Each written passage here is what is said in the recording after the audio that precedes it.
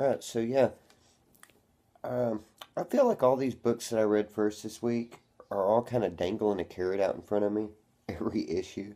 Um, that the end of the issue just makes me not be able to wait until the next issue. The first thing I read this week was Ghost Fleet. Um, really enjoying this book. Um, and there was a lot of information in this book about what happened in the first issue, what happened with the second issue, and then, on the last page, you've got this whole, lead in to what's going on next. I think one of the things I like about Ghost Fleet is it gives you this what's coming up next thing on the last page, which is pretty awesome. Also, I really like that they do this fan art stuff in the back, which is awesome. Uh, I'm really enjoying Ghost Fleet. I believe that Donnie Cates is doing a really good job telling a story here.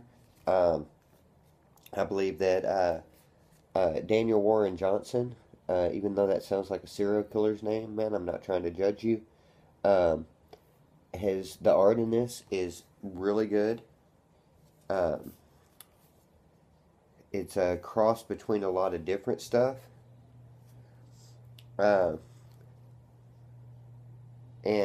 yeah, I'm really enjoying Ghost Fleet. Anybody out there not reading Ghost Fleet? I'd highly recommend this. You can probably still pick it up. I saw my comic shop today still had copies of issue 1 and 2.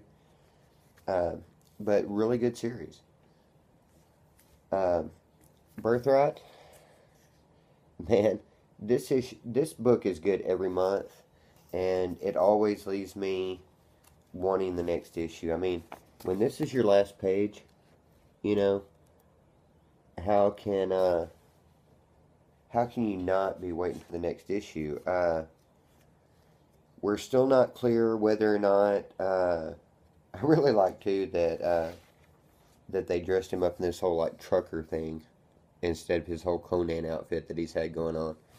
It was really kind of funny, but you know, uh, still giving us information on what happened in the other world, uh, and this series just continues issue to issue to just be amazing. Uh, the dynamic between the father and his grown-up son is awesome, and the brother is just crazy cool.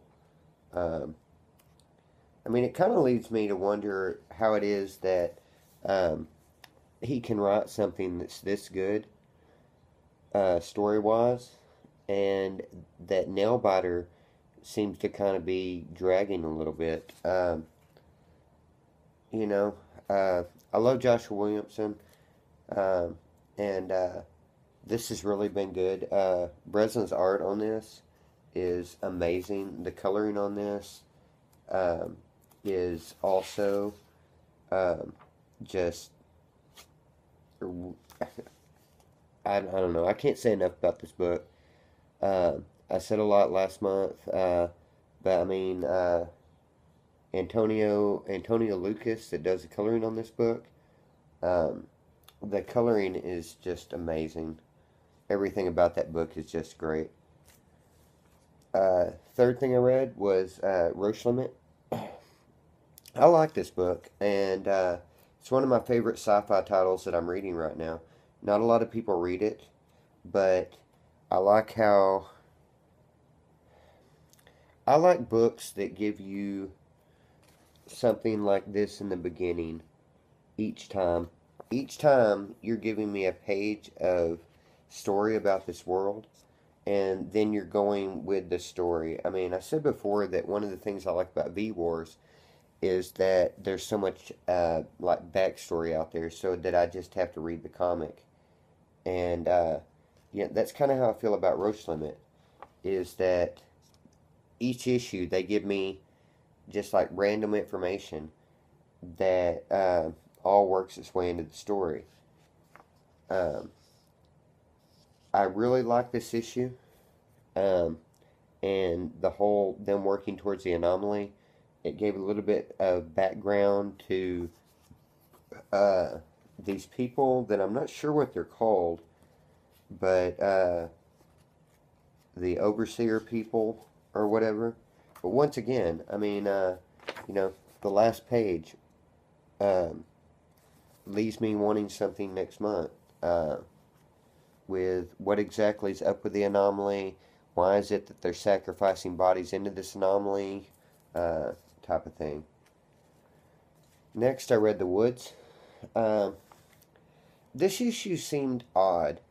Um, and I don't know if that's because maybe this is the point where they got signed on to their deal, where they're doing 30 issues of this, uh, making it the longest running Boom comic, next to, I believe it's Invincible is the other comic that they've got that's but they match that.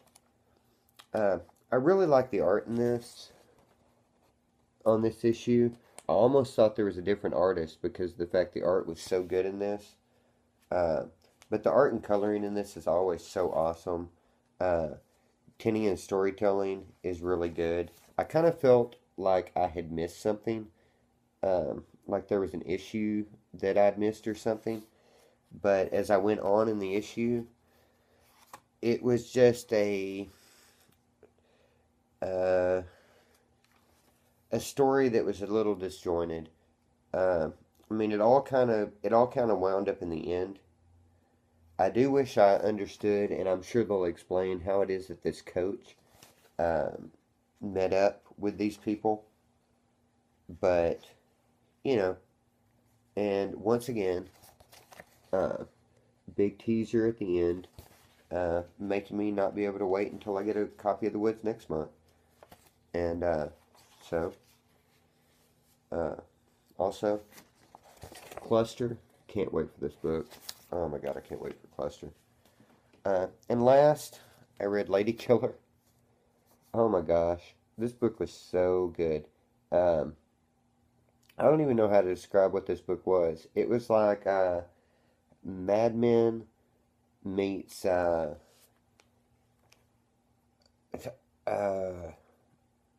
it was very Mr. and Mrs. Jones, or any kind of like what is that show, The Americans.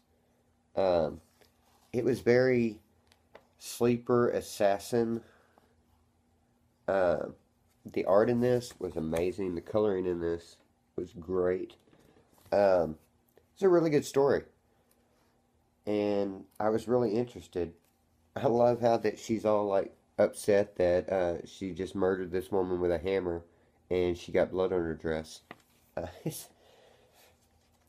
it was it was really good. You know, you've got this contract killer that is, you know, raising a family, got a wife and kids and everything, and then she goes out by night and kills people with hammers.